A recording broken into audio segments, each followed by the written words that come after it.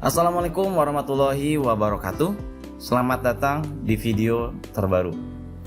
Pada video kali ini kita akan membahas mengenai kebijakan Menteri Pendidikan yang begitu luar biasa menggebrak transformasi seleksi masuk perguruan tinggi negeri.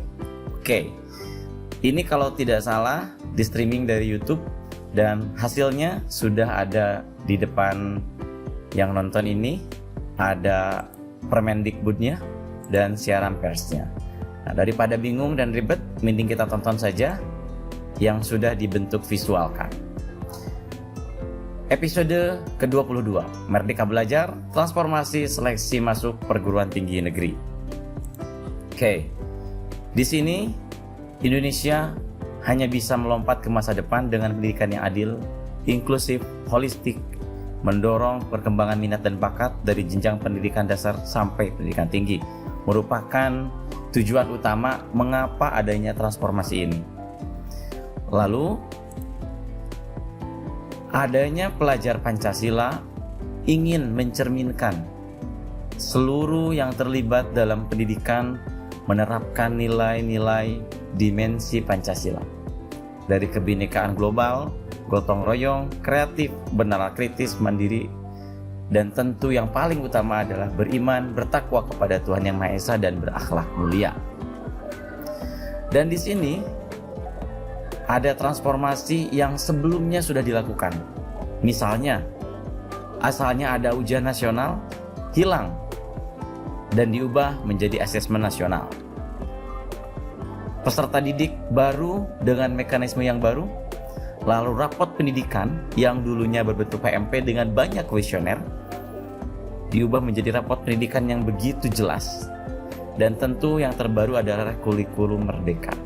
Ini untuk pendidikan dasar dan menengah. Lalu bagaimana untuk perguruan tingginya, pendidikan tingginya?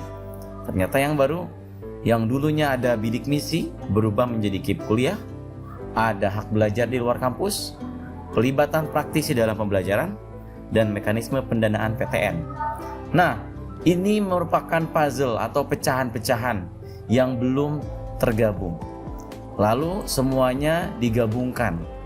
Dan bagaimana ke-8 puzzle tadi bisa menjadi satu? Tentu harus ada hal yang menjembatani antara pendidikan menengah dan pendidikan tinggi. Nah, salah satunya adalah kebijakan seleksi masuk perguruan tinggi negeri atau PTN. Seperti yang bisa dilihat di depan ini, bahwa pendidikan dasar dan pendidikan tinggi akan dijembatani oleh kebijakan ini supaya tersinkronkan dengan baik. Lalu, di sini bisa kita lihat mengapa atau prinsip yang menjadi hal mendasar pada perubahan atau transformasi ini. Yang pertama ada mendorong pembelajaran menyeluruh atau bisa dikatakan holistik. Ya, atau yang menyeluruh di sini ada pembelajaran holistik, ada juga penilaian yang holistiknya. Lebih berfokus kepada kemampuan penalaran. Seperti halnya dalam asesmen nasional, banyak sekali literasi yang harus digunakan secara nalar. Inklusif, transparan, dan terintegrasi, semuanya membentuk 3 jembatan utama antara pendidikan dasar dan pendidikan tinggi. Yang pertama, ada seleksi nasional berdasarkan prestasi. Nanti kita akan bahas satu persatu. Yang kedua ada seleksi nasional berdasarkan tes. Dan yang ketiga ada seleksi mandiri oleh PTN. Nah, mari kita lihat ke yang pertama. Di yang pertama ini kita akan membahas bagaimana transformasi pada seleksi nasional berdasarkan prestasi. Mungkin dulu ini bernama SNMPTN dan sekarang seleksi nasional berdasarkan prestasi. Apa saja kriterianya? Oke. Sebelum kita bahas yang transformasinya, bahwa dulu pilihan prodi dibatasi berdasarkan jurusan di SMA-nya atau SMK, pendidikan menengah. Misalkan ketika dia jurusan IPA, jurusan IPS, jurusan bahasa, saintik soshum, itu akan terbatas pilihan prodinya. Kita bisa tahu bahwa anak IPS tidak bisa memilih jurusan yang anak IPA. Begitu pula yang IPA, beberapa mapel atau beberapa prodi yang ingin dipilih oleh anak IPA tidak bisa karena milik IPS atau bahasanya Saintek, dan Soshum. Lalu, hanya mata pelajaran tertentu yang dipertimbangkan. Biasanya kalau yang Saintek berarti ada matematika, ada fisika, kimia, biologi, bahasa Inggris, dan sebagainya. Sehingga menganggap mapel lain yang tidak terhitung itu tidak penting, padahal diinput ke sistem. Nah, efeknya anak-anak tidak fokus belajar secara menyeluruh karena punya anggapan hanya mapel tertentu saja yang penting. Oke, maka kita lanjutkan.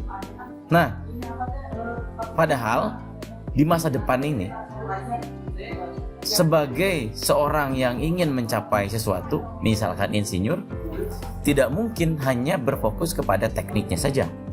Tentu ada ilmu pembeda yang mana seorang insinyur ini harus bisa desain untuk merealisasikan hasilnya, gitu ya. Jadi tidak bisa teknik saja, harus begini, harus begini, harus begini, tanpa diaplikasikan ke dalam bentuk sebuah desain. Pengacara, sutradara, semua, ya. Maka inilah pembelajaran yang menyeluruh dan multidisiplin. Kita lanjutkan. Nah, untuk yang pertama ini, seleksi nasional berdasarkan prestasi, ada dua hal yang menjadi poin penting ya. Poin yang pertama adalah minimal 50% nilai rata-rata rapot semua pelajaran. Ini yang paling saya suka. Karena sebelumnya pelajaran tertentu yang akan dihitung. Sedangkan sekarang semua mata pelajaran yang ada di SMA atau pendidikan menengah akan dihitung sebagai nilai untuk pertimbangan masuk ke perguruan tinggi. Ingat, ada bahasa minimal 50%, berarti bisa lebih dari 50%, bahkan mungkin ada yang 100%. Lalu yang keduanya, ada komponen penggalian minat dan bakat sebanyak 50% maksimal, berarti bisa di bawahnya. Kalau kita kolaborasikan, jika nilai rata-rata rapot adalah 70%, berarti minat bakat 30%. Jika rapotnya diambilnya 80%, berarti minat bakat hanya 20% saja, ya. Jadi kalaupun mau seimbang, berarti nanti rapotnya 50, minat bakat 50. Jadi tidak bisa minat bakat tinggi, gitu ya, karena bakal seimbang. Nah, dari poin kedua sini, yang dimaksudkan dengan berprestasi dengan penggalian minat dan bakat itu apa? Ada 3 poin. Yang pertama, dari rapot, ya, dari maksimal 2 mata pelajaran pendukung. Kalau yang pertama udah jelas rapot full ya. Nah, kedua adalah mapel pendukung maksimal. Misalkan dia mau ngambil jurusan seni, maka seni rupa atau seni budaya waktu SMA-nya itu menjadi poin. Tapi ingat, hanya 2% pelajaran saja. Yang kedua ada prestasi. Misalkan dia juara FLS 2N, juara O2SN, OSN dan sebagainya, ya. Dari tingkat kabupaten sampai nasional dengan penjelasan poin yang berbeda-beda. Yang ketiga adalah portofolio. Dia harus membuat portofolio untuk prodi seni dan olahraga. Kalau anak olahraga, misalkan kalau yang mau pilih voli, ya berarti ada video voli, ada presentasinya dan sebagainya. Sehingga pada akhirnya PTN yang menentukan komposisinya berapa nih antara 1 dan 2 ini. Rapotnya berapa, terus minat bakatnya berapa, tapi tadi akan dapat kalau seimbang itu 50-50, sehingga totalnya harus 100%. Nah, penentuan ini akan berbeda tiap prodi, tergantung kebutuhan prodinya itu masing-masing, tidak bisa disamaratakan. Selanjutnya, kita akan berbicara dari rata-rata rapot ini. Hasil yang diinginkan oleh Mas Menteri tentu menjadi pembelajaran yang secara holistik atau menyeluruh, dan peserta didik ketika dia ada nilai minat bakat yang akan ditampilkan, maka peserta didik akan terdorong untuk belajar lebih jauh lagi. Dan ini yang meningkat sukses jalur-jalurnya, belajarnya, minat bakatnya, prestasinya, eksplorasi dirinya, dan komponen-komponen lain yang mendukung, sehingga anak-anak ini tadi kembali ke profil pelajar Pancasila, ada bernalar kritis, mandiri, dan sebagainya. Ya, kita lanjutkan ke poin yang kedua, yaitu seleksi nasional berdasarkan tes. Kalau dulu mungkin ada UTBK atau SBMPTN, seleksi bersama seleksi tes ya, seleksi bersama masuk perguruan tinggi negeri. Oke, bagaimanakah kebijakannya?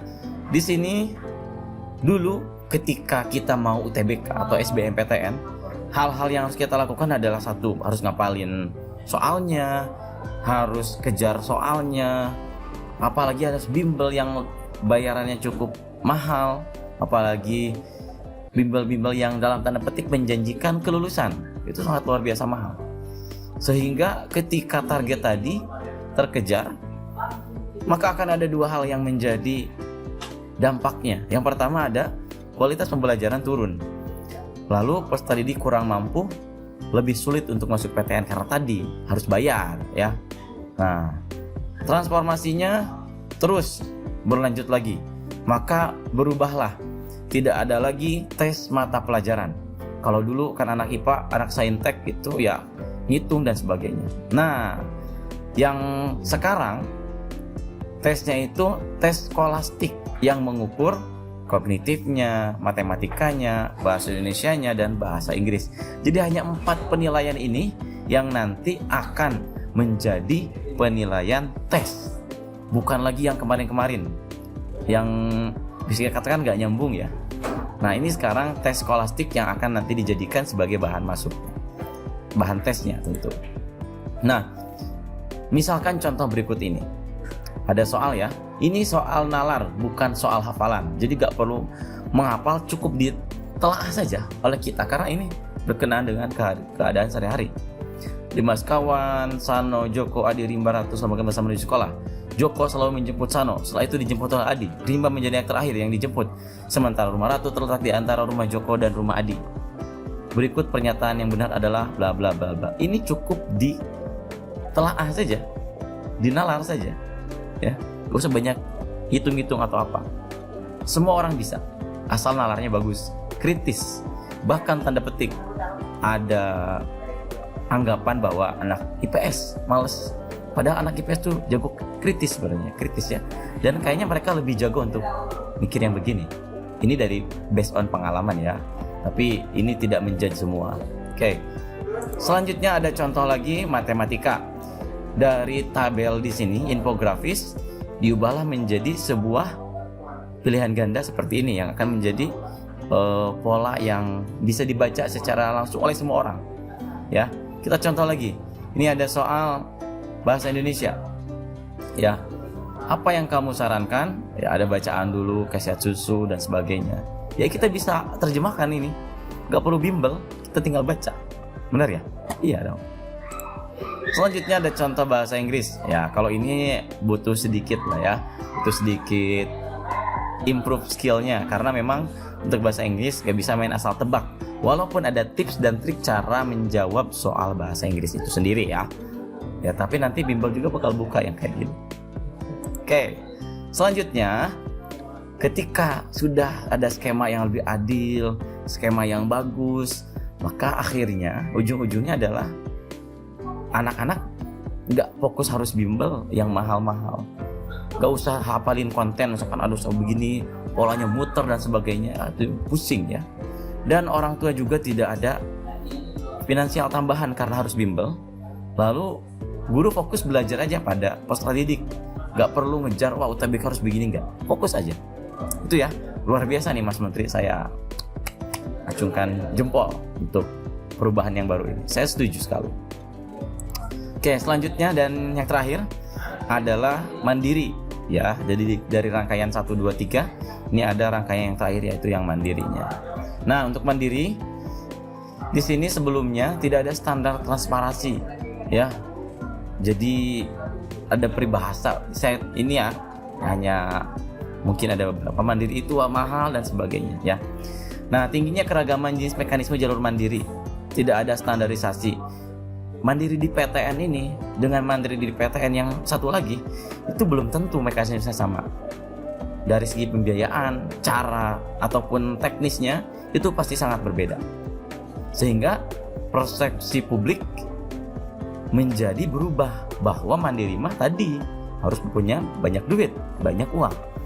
Padahal PTN instansi pemerintah, namanya juga PTN loh, negeri ya, bukan swasta. Ya kalau swasta bisa kita bilang wajar lah.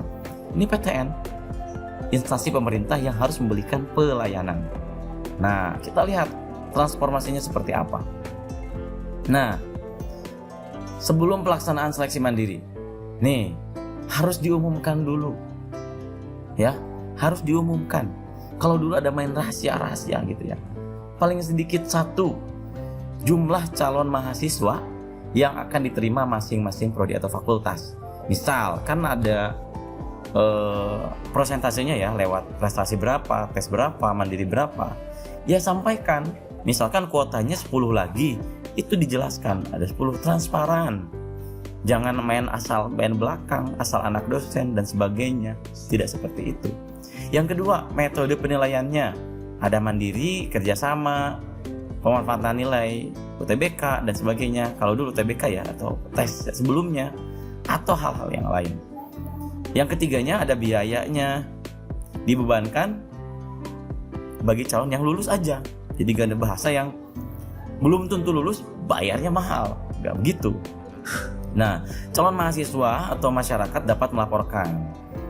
Ada pelaporan jika ada pelanggaran-pelanggaran, langsung integrated ya, tergabung menjadi suatu yang hebat. Nah, jadi prinsipnya adalah tidak boleh ada tujuan komersial. Nah, sehingga tata cara mandiri ujung-ujungnya tetap diatur oleh PTN, hanya mengacu tadi poin-poin tadi harus dipatuhi. Kalau nggak ada yang patuh, laporkan, selesaikan, begitu polanya. Ya walaupun ada yang main belakang pasti ada terus, agak pungkiri itu. Nah, ini sebelum tadi ya. Nah sekarang sesudah dilaksanakan. Nah, jumlah peserta seleksi yang lulus dan sisa yang kuota belum terisi dikasih tahu, diumumkan. Jadi jangan ada bilang wah ada sisa kursi nih, berani bayar berapa? Wah ini piro, kan nggak gitu. Ada masa sanggah 5 hari kayak CPNS. Jadi ketika kita tidak lulus, kita bisa menyanggah dengan alasan anu atau apa ya. Terus tata cara penyanggahan hasil seleksinya nanti jelaskan dan tentu bisa dilaporkan. Oke ya. Bagus nggak? Setuju? Setuju ya? Mantap pokoknya. Ya. Awasi penyelenggaraan mandiri oleh PTN dan tentu bisa kita laporkan. Bagus ya? Wah, saya suka banget ini. Jadi kesimpulannya adalah secara menyeluruh ada nasional, ada prestasi, ada tes, ada mandiri. Bisa kalian lihat di video yang ada di depan ini. Ya, tampilannya seperti ini. Oke. Dan quote dari Mas Menteri kayaknya ini. Yang bikin ini siapa saya nggak tahu. Tapi sama kos isinya dengan yang di sini nih. Ya, ini sama yang di sini. Kalau mau nanti saya share, tinggal komen saja ya. Ada siaran persnya juga ada. Oke. Bangsa yang maju selalu dapat memberi kesempatan kepada orang yang memiliki bakat dan kerja keras. Setuju? Setuju banget. Oke. Dan seperti biasa, terima kasih.